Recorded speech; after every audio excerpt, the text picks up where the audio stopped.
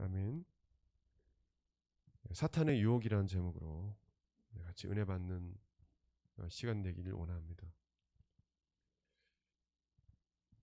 고난주간이 다가오고 또 예수님의 고난에 관한 부분들은 우리 고난주간 새벽 예배 때, 아침 기도회 때 같이 보길 원합니다.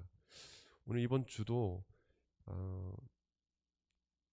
절기이기 때문에 예수님에 관한 그런 내용들을 설교하려고 했지만 하나님께서 주시는 말씀이 있어서 이 말씀을 공동체에 하나님 앞에서 여러분에게 말씀을 대신하여 드립니다. 이 다윗이 그 사탄의 유혹을 이기지 못하고 넘어진 일들이 있습니다. 다윗은 하나님 앞에 춤추는 예배자요. 그리고 누구보다 예배를 잘 드리고 하나님과 정말 친밀하고 주님을 정말 사랑하고 정말 주님과 정말 그 당시에 가장 가까웠던 사람 중에 한 사람인데 이 다윗도 이 사탄의 유혹에 넘어가서 결국에는 무너져 버리는 그의 삶을 보게 됩니다. 하나님께서 왜 이 다윗에게 다윗에 일어난 사건을 왜 성경에 다루시고 그의 말년에 일어났던 그가 넘어졌던 그 일들을 왜 보여주셨을까요? 우리가 고난 주간을 생각하면서 또 적용이 될 수 있는 부분 중에 하나입니다.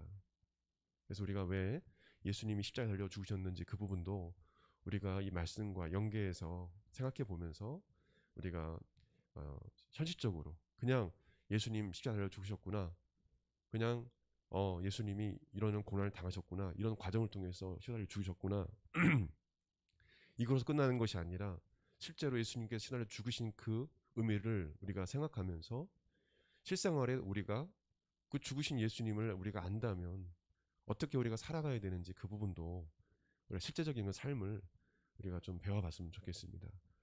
사무엘하 11장 말씀 보게 되면 다윗은 말년에 결국 그가 사탄의 유혹에 넘어가서 우리아의 군인이죠. 30명의 용사 중에 다윗을 따랐던 30명의 용사 중에 한 명이었던 우리아의 그 아내 밧세바를 취합니다. 그가 자신의 부하들은 전쟁터에 나가 있고 그리고 자신은 한가하게 왕궁위를 거닐 때 발가벗고 목욕하고 있는 그 밧세바를 보고 우연찮게 보게 된 거죠. 음령을 품게 되고 결국에는 그 여인을 자신의 그 권력으로 취해서 간음을 하게 됩니다. 그리고 임신을 하게 되죠. 그런 엄청난 그런 일들을 하게 됩니다.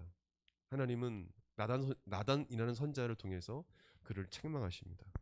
그리고 너희 가족에 칼이 끊이지 않을 것이다 라는 하나님의 메시지를 증거합니다. 하나님의 심판이죠. 하나님은 다윗을 사랑하시지만 그가 깨어있지 못하고, 다윗이 늘 성령 충만했던 건 아니에요. 다윗이 늘 성령 충만했다면 사탄이 여기 넘어가지 않았을 겁니다. 이 마귀 역사구나, 이 사탄아 예수 그리스도 명에 떠나가라 하고 왕궁을 거닐다가 내려왔을 거예요. 근데 사탄의 유혹에 넘어갔어요. 어느 때입니까? 한가하고 그리고 예전처럼 성령 충만한 그런 상태가 아니었습니다. 성령 충만함은 지속되는 게 아니에요. 성령 충만함은 우리가 늘 기도하고 깨어있어야 합니다. 늘 말씀 보고 기도하고 깨어있지 않으면 어느 누구도, 목사도 그렇고 장로도 그렇고 성도도 그렇고 어느 누구도 넘어질 수 있는 거예요. 깨어있지 않으면. 그래서 크리스찬들은 멍하게 있으면 안 돼요. 뭐래도 해야 돼요. 뭐래도. 멍하니 있다가는 아유 심심하네, 뭐 할까 하다가 멍하니 있다가는 넘어가는 거예요. 사탄이 유혹이. 사탄은 그때 틈을 타고 들어오는 겁니다. 그래서 신앙적으로 멍히 있으면 안 돼요.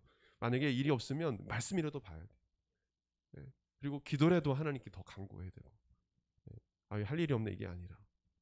그래서 성령 충만을 간구하고 살지 않으면 하나님이 정말 사랑했고 좀 춤추는 예배자요, 정말 진정한 예배자였던 다윗도 무너져 버렸다는 거죠. 그는 하나님을 찬양하고 연주로서 귀신을 쫓아냈던 연주자요, 찬양하는 사람이요, 예배자였습니다.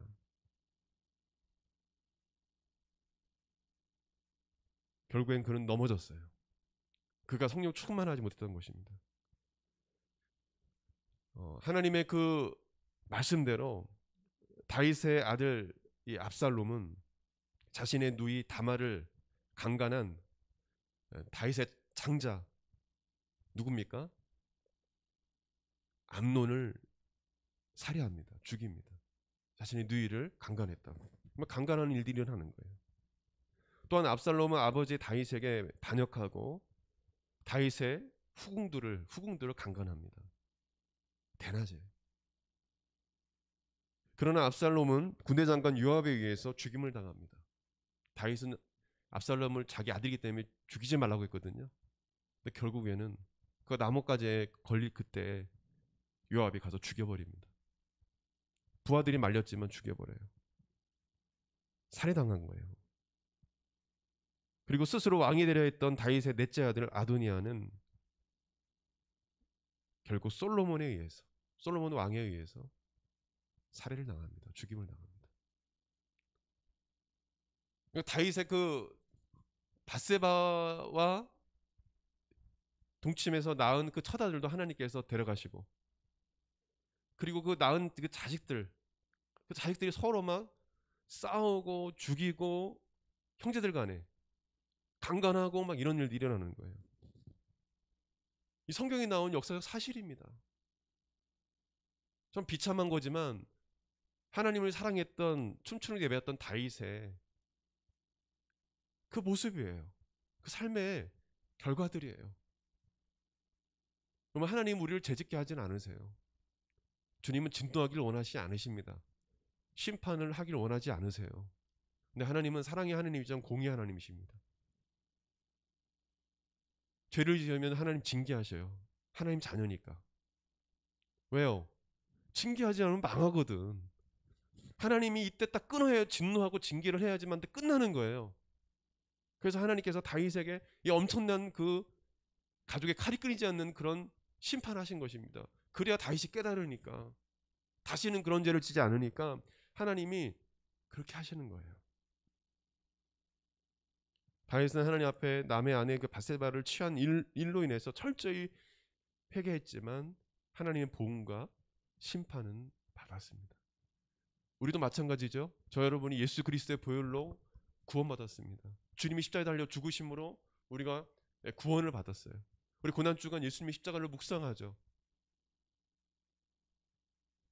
그러나 예수님께서 시달려 죽으신 그 사건을 우리가 구원받는 것만 우리가 만족해서는 안 됩니다.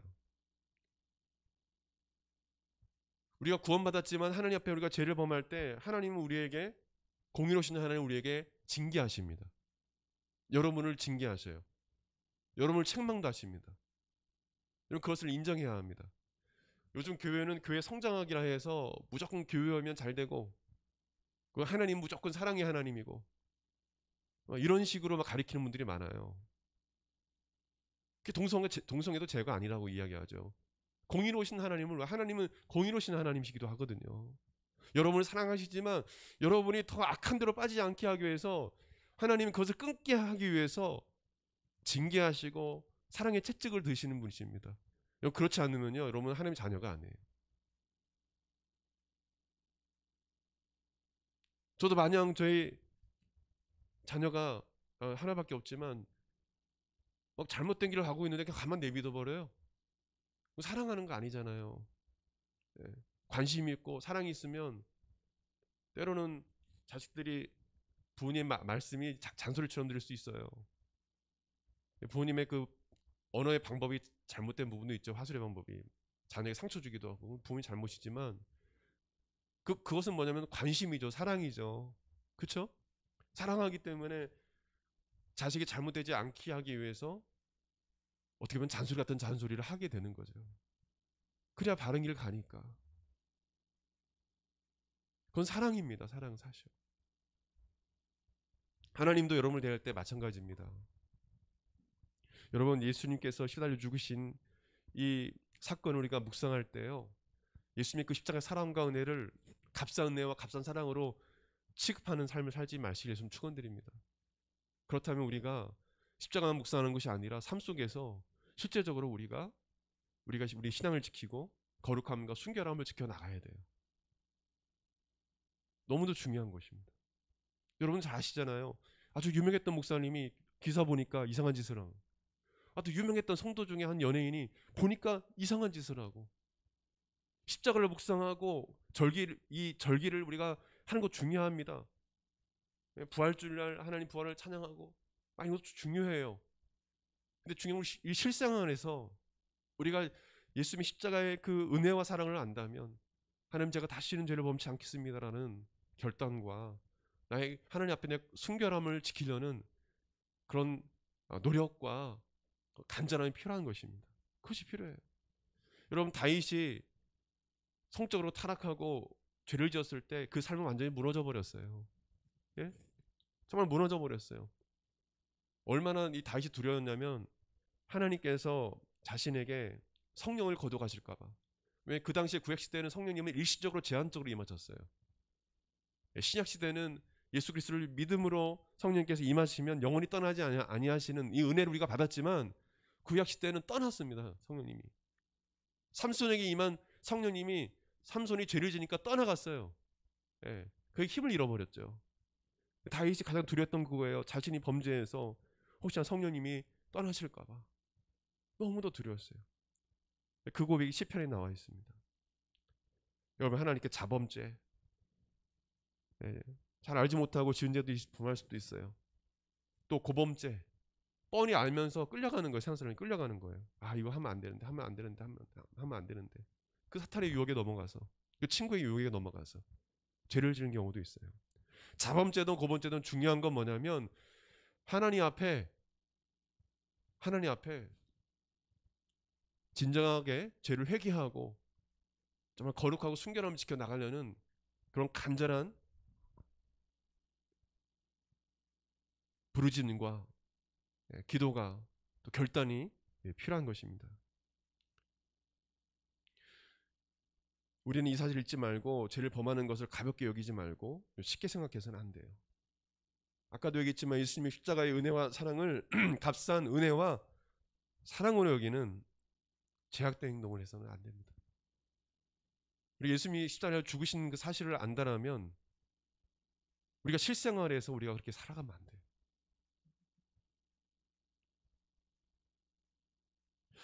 십자가를 묵상합니다. 근데 동거해요. 십자가를 묵상합니다. 그러면 마약을 해요. 십자가를 묵상합니다. 그러면 사기를 쳐요. 무슨 십자가의 묵상이 무슨 효력이 있습니까? 무슨 필요가 있어요? 예수님의 십자가를 정말 묵상하는 사람이고 십자가의 그 의미를 안다라면 우리가 하나님 앞에 죄를 지었을 때 철저히 회개하고 돌이켜야 합니다. 그리고 다시는 이 죄를 범치 않도록 결단해야 되는 거예요. 죄는요, 주님 저 죄 안 짓게요, 이렇게 제가 끝나는 게 아니에요. 진정한 회개는요, 그냥 주님 저 죄 안 짓겠습니다 라고 말로 하는 게 아닙니다. 진정한 회개는 결단이 필요하고요, 돌이킴이 필요하고요, 액션이 필요합니다. 행동이 필요해요. 회개는 말로 하는 게 아닙니다. 목사님 저 구원 받았는데요. 물론 주님의 은혜로 구원 받았어요. 근데 신앙에 양심이 있다면, 여러분 십자가를 정말 사랑한다면, 정말 예수님이 왜 십자가에 죽으셨는지를 안다면 죄를 가볍게 여기서는 안 되는 거예요.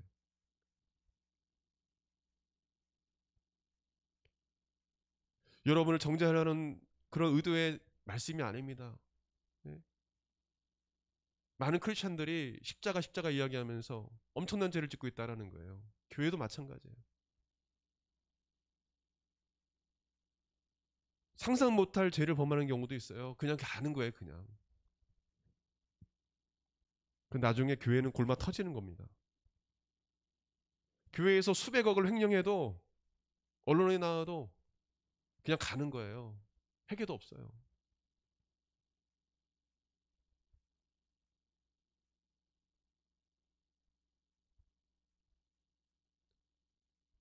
진정한 회개 없이 아무리 교회에서 십자가를 묵상하고 말씀이 선포돼도 아무 소용이 없는 것입니다. 삶으로 보여주세요. 정말 예수님이 십자가에 죽으신 그 의미를 안다면, 예수님이 나를 죄에서 구원하시기 십자가에 죽으셨다는 것을 안다면 여러분 삶으로 보여주세요. 삶으로. 음란한 행동을 했다는 거, 음란한 행동을 끊어야 되는 거고, 하나님이 원치 않은 이 성전에, 거룩한 성전에 보면 담배를 막 집어넣고 술을 집어넣었다면 끊어야 되는 거고, 우리는 거룩한 나신인으로서의 삶을 살아가야 합니다.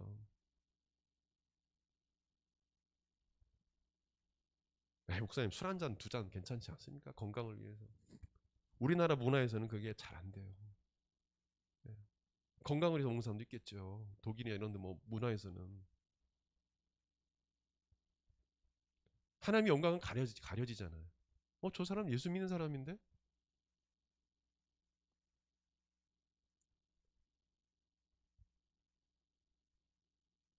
우리는 성도잖아요. 성도. 뭔가 달라야 되잖아요. 세상 사람과 똑같다면 성도가 아니죠. 예? 여러분 고난주간 여러분 행동으로 하나님 앞에 보여주십시오. 그리고 이제까지 습관적으로 지었던 죄악들이 있다면 끊으십시오. 성령님이 도와주십니다. 주님이 싫어하는 것들이 있다면 이제 끊으세요. 그걸 점점 끊어갈 때 신앙은 성숙해가는 거예요. 성장해가는 겁니다.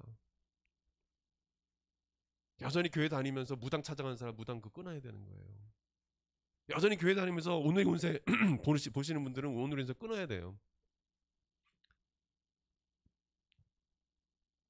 여전히 교회 다니면서 십자가를 묵상하면서 음란한 사진이나 영상을 본다면 끊어야 되는 거예요.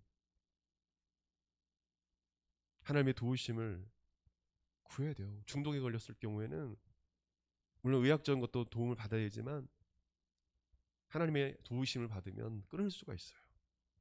여러분 동성애자도 성령 받고 완전히 끊어버렸어요. 그런 분들 간증 많이 합니다. 의학적으로 안 되는데 하나님은 그런 분이세요. 못할 일이 없으신 분이거든요. 여러분 다윗은 또한 사무엘하 오늘 읽은 24장에 또 하나님께 범죄를 행합니다. 1절 말씀은 난해한 구절이기도 합니다. 그래서 역대상 21장 말씀 보면 똑같은 사건을 다루고 있는 말씀인데,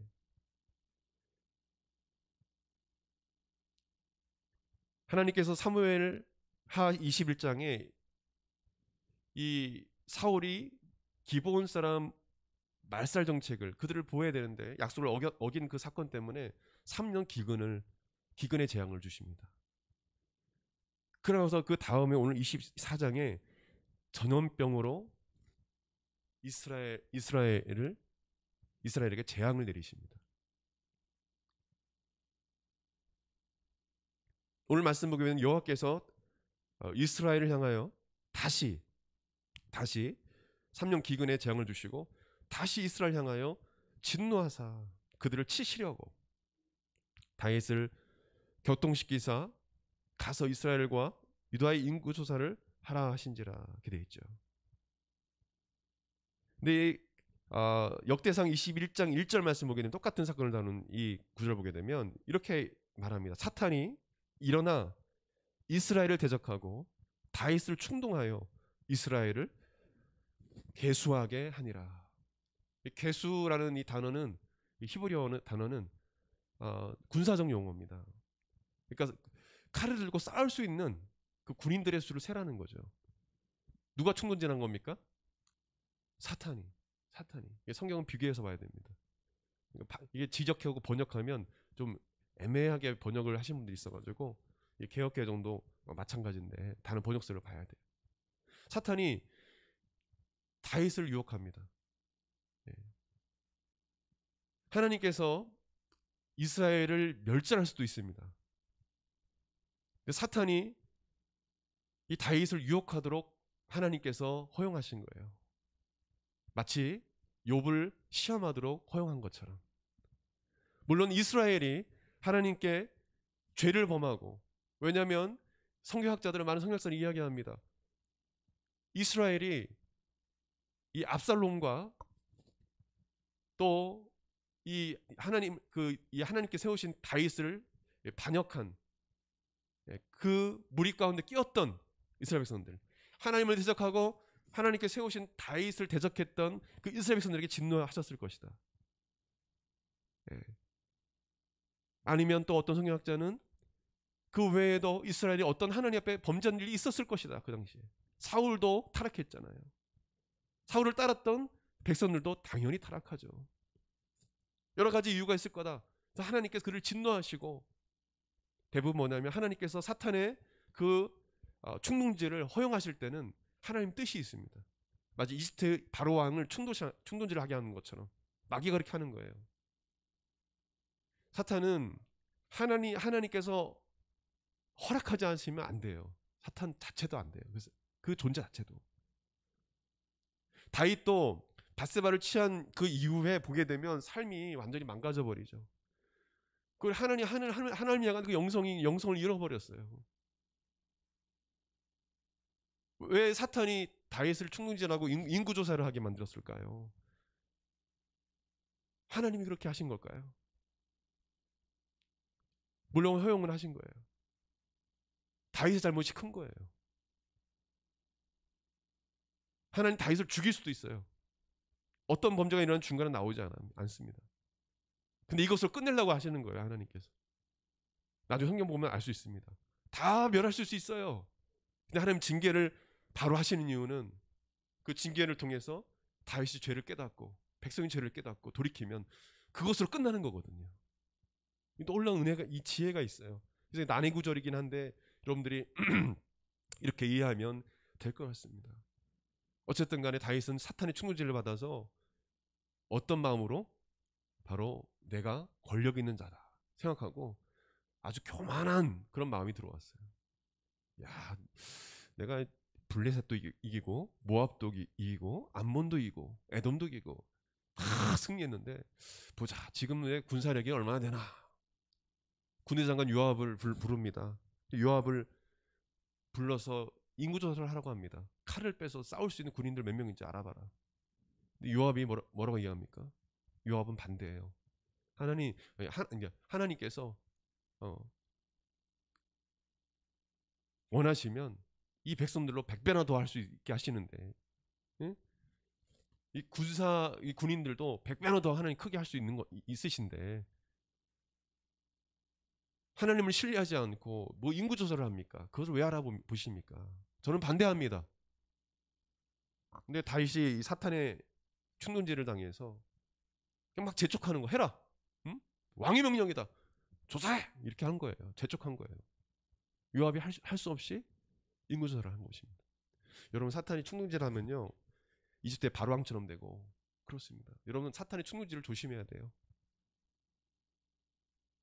저도 그거 많이 속거든요. 사탄이 충동질하면 분노를 참지 못해요. 그냥 막 나가는 거예요. 그냥 막 싸움도 하고 막 욕도 하고 소리도 막 지르고,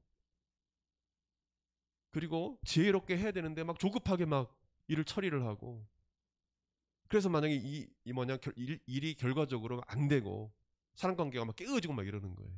사탄이 충동질하는 거거든요. 다윗을 죄짓게 만들려고. 여러분이 사탄의 충동질을 조심해야 해요. 지혜롭게 해야 됩니다. 그래서 이 요압은 이스라엘 최북단인 이 단에서부터 또 최남단인 브엘세바까지 전체 인구 조사를 합니다.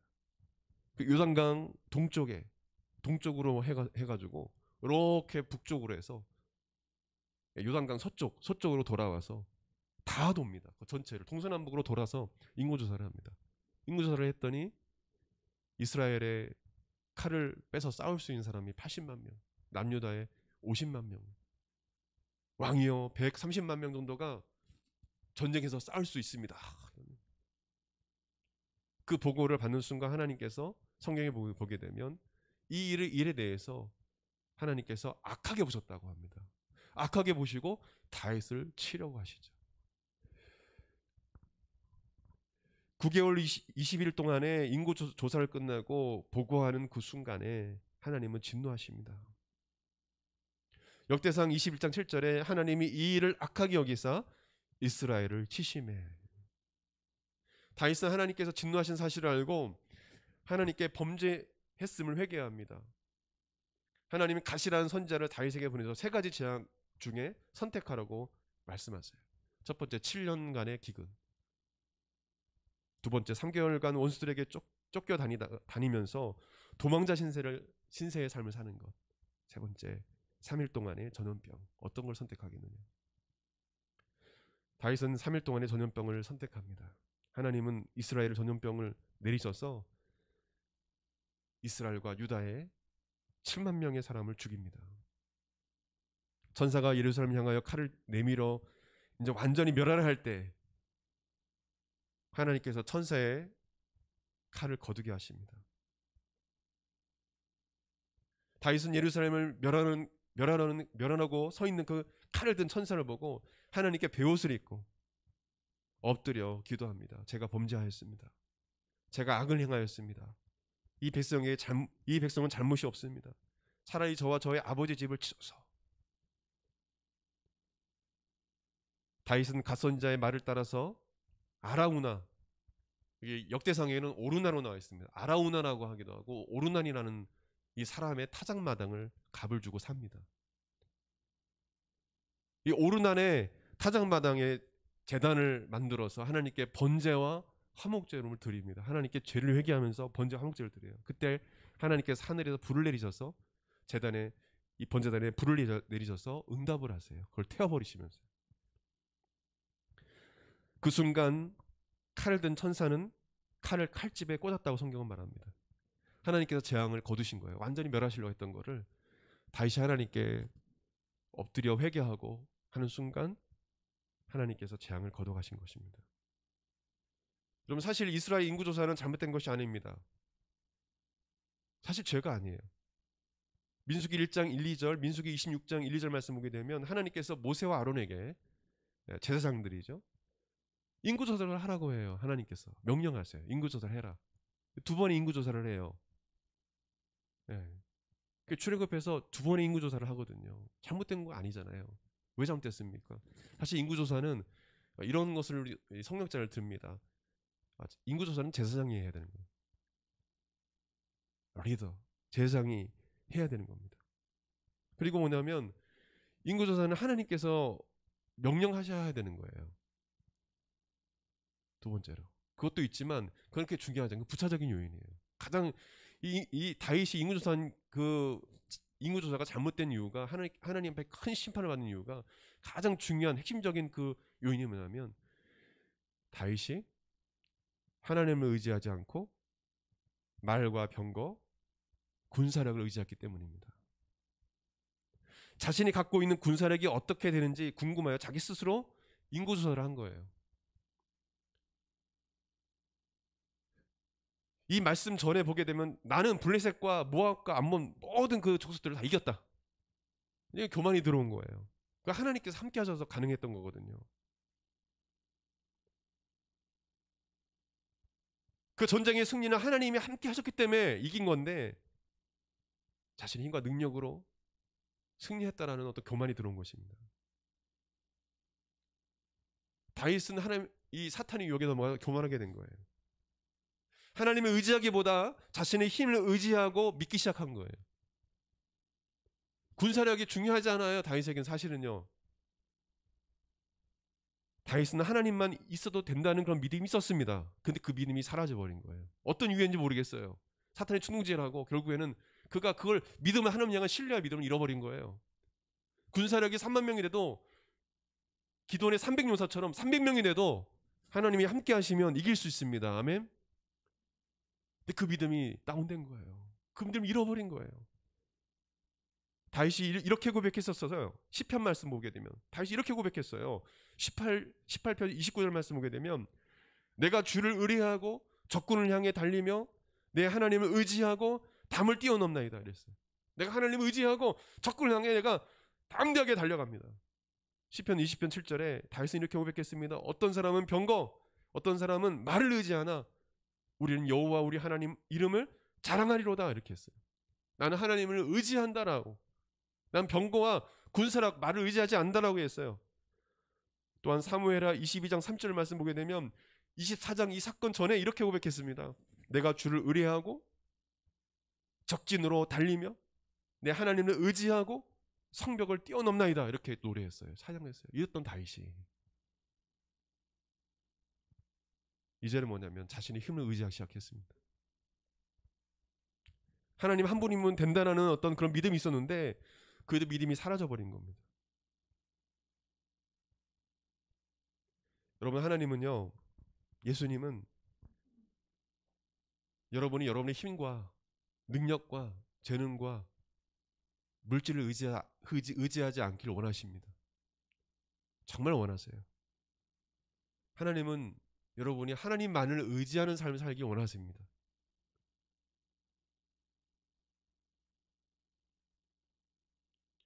하나님만을 의지하는 삶은 어떤 삶입니까? 그것은 여러분이 어떤 일을 하든 그 모든 일에 하나님의 도우심을 구하는 것입니다. 하나님을 찾는 것입니다. 하나님이 함께 해주시지 않으시면 절대적으로 안 된다는 마음을 갖는 것입니다. 나의 결정과 판단이 하나님보다 앞서지 않는다는 것을 의미합니다. 하나님의 뜻대로 절대로 살겠다는 그런 결단하는 것을 의미합니다. 어떤 일을 하든 하나님을 찾는 거예요. 이 모든 것은 하나님께서 도와주셔야 가능한다는 믿음을 갖는 겁니다. 나의 똑똑함과 재능과 능력이 아닌 하나님을 절대로 의지하는 것입니다. 하나님 없이는 안 돼요. 공부도 내 사업도 내가 연구하는 것도 하나님 없이는 안 됩니다. 하나님 도와주셔야 합니다라는 그런 믿음이에요. 그것이 주님을 신뢰하고 의지하는 것입니다. 다윗은 그랬어요. 그래서 담대하게 적군을 향해 달려갈 수 있었던 것입니다. 성벽을 뛰어넘을 수 있었던 거예요. 담대하게. 왜요? 하나님이 함께 하시면 이길 수 있다는 확신이 있기 때문에. 근데 그런 믿음이 사라져버린 거예요. 여러분, 아담과 하와가 하나님께 범죄해서 그들의 삶이 완전히 바뀌었습니다. 에덴 동산에서는 하나님이 나의 주인이었어요. 하나님만 의지하는 삶이었어요. 근데 하나님께 불순종하고 죄를 짓고 쫓겨나는 그 순간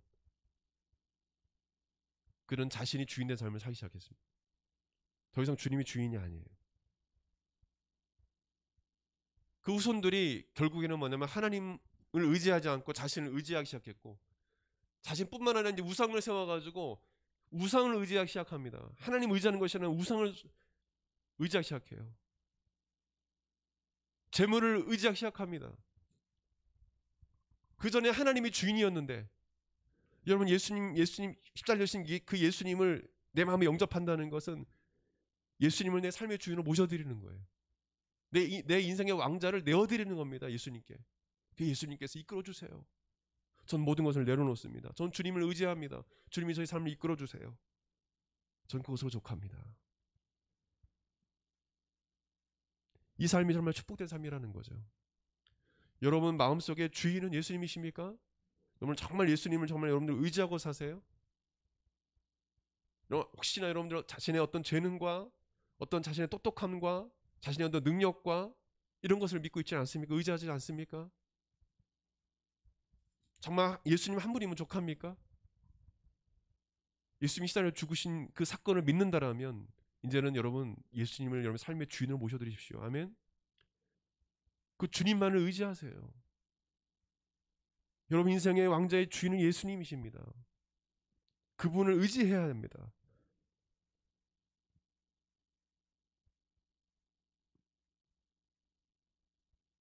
그럴 때 주님께서 여러분의 삶을 인도해 주시는 것입니다. 성경은 하나님을 의지하는 자가 진정으로 행복한 사람이라고 말씀해 주고 있어요. 하나님께서 일하는 사람에게 복을 주신다고 말씀하고 있어요. 마지막으로 시편 84편 12절 말씀 보게 되면 만군의 여호와여 주께 의지하는 자는 복이 있나이다. 예레미야도 17장 7절에 물은 여호와를 의지하며 여호와를 의뢰하는 그 사람은 복을 받을 것이라 말씀하셨어요. 사탄은 여러분이 하나님을 의지하며 살지 못하도록 유혹합니다. 다른 것을 의지하게 만들어요. 여러분 연애에도 마찬가지예요. 결혼에도 마찬가지예요. 여러분 하나님만 의지하십시오. 아멘. 하나님만 의지해야 돼요. 그래야 승리한 삶을 살 수 있습니다. 여러분 다른 것을 의지할 때 그것을 잃어버릴 때 어떤 사람은 큰 고통 중에 살아갑니다. 다 잃어버렸다 생각을 해요. 하나님만 의지한 사람은 그거 잃어버려도 상관없어요. 말씀을 맺기 원합니다. 사탄은요, 지금도 우리를 유혹합니다. 여러분을 유혹해요.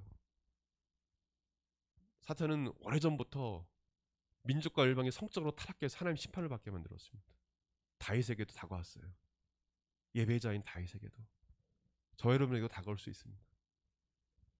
또 사탄은 이 다윗을 충동질해가지고 교만하게 만들었습니다. 자신을 의지하게 만들었어요. 자신의 군사를 의지하게 만들었습니다.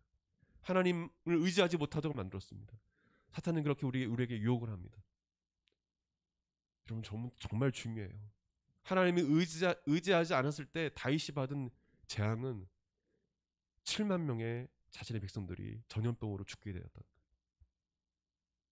하나님을 의지하지 않았을 때 그 재앙은 엄청난 것입니다. 우리 삶도 마찬가지죠. 그러면 하나님만 의지하시길 바랍니다. 우리 같이 기도하기 원합니다. 우리 다 같이 일어나서 우리 같이 기도했으면 좋겠어요. 네, 오늘 말씀 붙잡고 우리 하나님 앞에 회개 기도 드리고 또 우리 결단의 기도 하나님께 드렸으면 좋겠어요. 우리 같이 우리 기도하겠습니다. 하나님 아버지, 주님 감사합니다.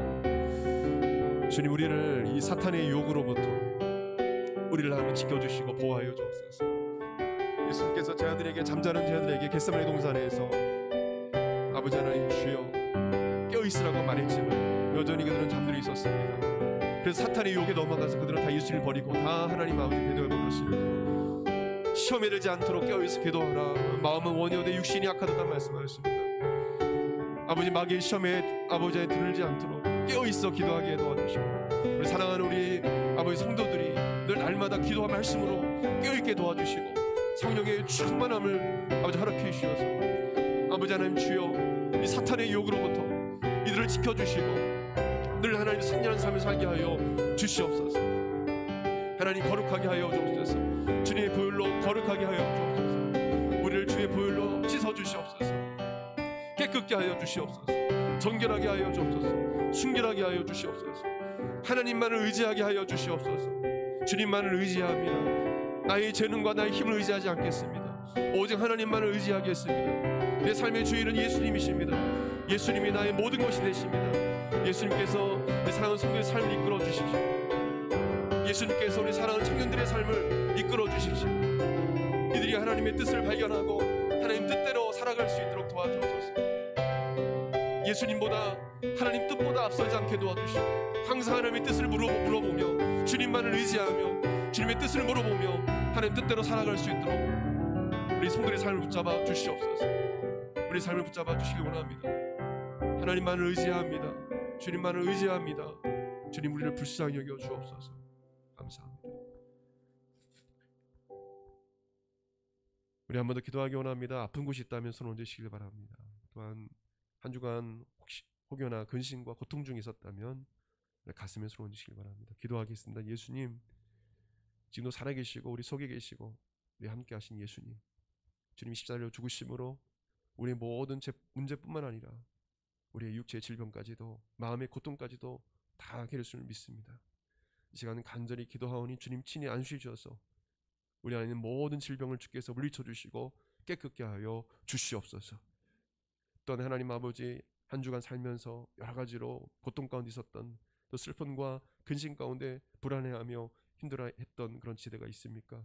이 시간 예수님께서 친히 안수해 주셔서 자유케 하여 주시옵소서. 큰 평안으로 임하여 주시옵소서.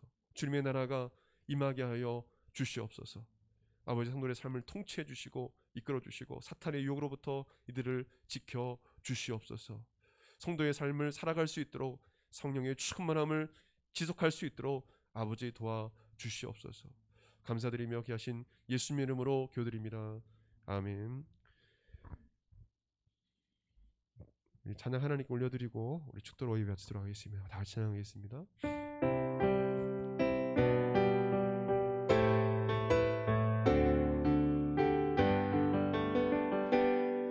세상의 유혹 시험이 내게 몰려올 때에 나의 힘으론 세상 그것들 모두 이길 수 없네. 거대한 폭풍 가운데 위축된 나의 영혼, 어찌할 바를 몰라 헤매이고 있을 때 주를 찬양, 손을 들고 찬양. 전생은 나에게 속한 것 아니니 주를 찬양, 손을 들고 찬양. 전생은 하나님께 속한 것이니. 거짓과 속임수로 가득 찬 세상에서 어디로 갈지 몰라 머뭇거리고 있네. 공중의 권세 잡은 자 지금도 우리들을 실패와 절망으로 넘어뜨리려 하네. 주를 찬양, 손을 들고 찬양. 전생은 나에게 속한 것 아니니 주를 찬양, 손을 들고 찬양. 전생은 하나님께 속한 것이니. 주위를 둘러보면 아무도 없는 듯 믿음의 눈을 들면 보이는 분 계시네. 지금도 내 안에서 역사하고 계시는 사망과 어둠의 권세 물리치신 예수님. 주를 찬양, 손을 들고 찬양. 전생은 나에게 속한 것 아니니 주를 찬양, 손을 들고 찬양. 전생은 하나님께 속한 것이니. 주를 찬양, 주를 찬양, 손을 들고 찬양. 전생은 나에게 속한 것 아니니 주를 찬양, 손을 들고 찬양. 전생은 하나님께 속한 것이니.